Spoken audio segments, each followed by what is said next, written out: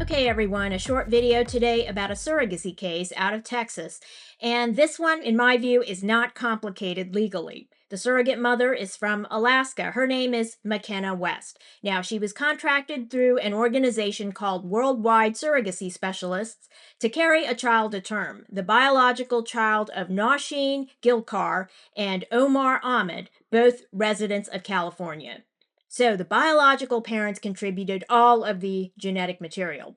The child was diagnosed at 20 weeks in utero to have a rare heart condition, hypoplastic left heart syndrome. Now, it's a congenital condition in which the left side of the heart is underdeveloped, requiring immediate surgeries after birth and potentially lifelong medical complications. The biological parents told the surrogate to have an abortion.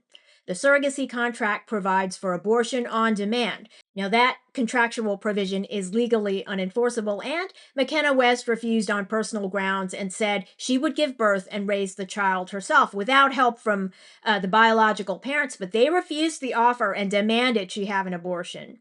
Again, as I mentioned, no state allows someone else to force anyone else to have an abortion. So even if it's in the contract, the provision is void, not enforceable. Now, McKenna West fled to Texas, where it's illegal to terminate a pregnancy because of birth defects or fetal abnormalities. So let me stop right there because we've stumbled onto our first legal issue again. Was the surrogate mother in breach of the surrogacy contract by refusing to terminate the pregnancy on demand? No, because of a key principle in contract law. Contracts that violate public policy are void and will not be enforced by a court. And so I'm referring to the abortion on demand provision. Now, the drafters of the contract, worldwide surrogacy specialists, probably would say the contract wasn't void in Alaska or California, but that it is void and unenforceable in Texas. Now, they got the last part right, but the contract's abortion on demand provision isn't enforceable anywhere. Now, there's probably a provision in the contract that even restricts the surrogate mother's travel to a state like Texas, but that provision is obviously unenforceable as well. In any event, if the surrogate mother were to be held in breach of the contract, what would be the biological parent's remedies for a material breach of the surrogacy contract? Contract damages. That's it. And contract damages are monetary damages. That's all the biological parents would be entitled to if the contract is found to have been breached at all. Now, that's the worst case scenario for the surrogate mother. The biological parents wouldn't be entitled to an injunction forcing termination of the fetus. So, this issue is about legal remedies. Monetary damages compensate a victim. For example, a contracting party if the contract is breached by the other party or parties to the contract. Most contract cases will resolve with monetary damages, compensatory damages. Now, courts disfavor injunctions, especially to resolve contract disputes. An injunction is a court order that tells a party to do something or refrain from doing something. They're disfavored because they intrude on the personal freedom of the enjoined person. Now, a person against whom the injunction issues is considered to be enjoined, and the injunction requires constant judicial supervision.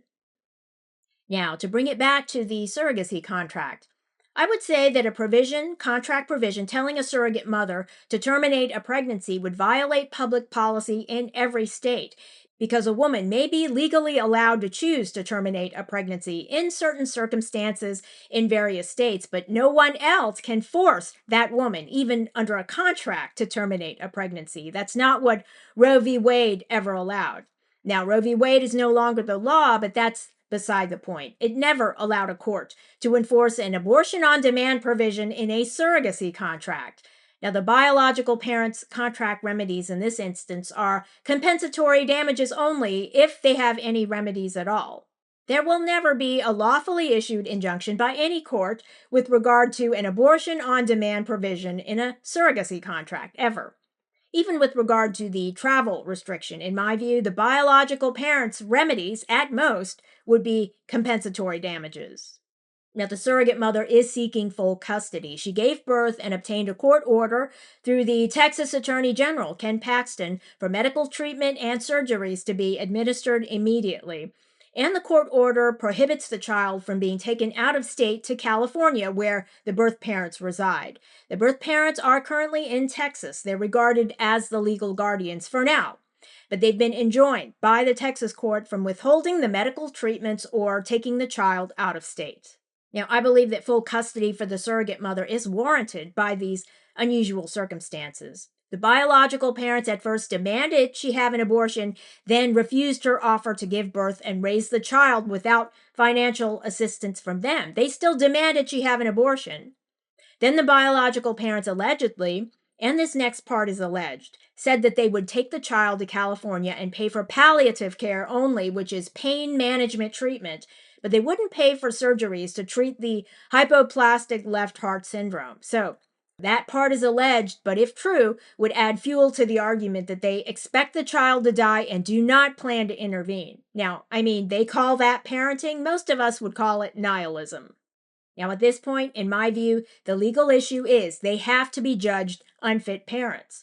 They obviously don't want a ruling like that against them, so they could avoid it by ceding full custody to the surrogate mother, because the child's safety is an issue. Thanks for watching, and if you enjoyed this video, leave a like and don't forget to subscribe.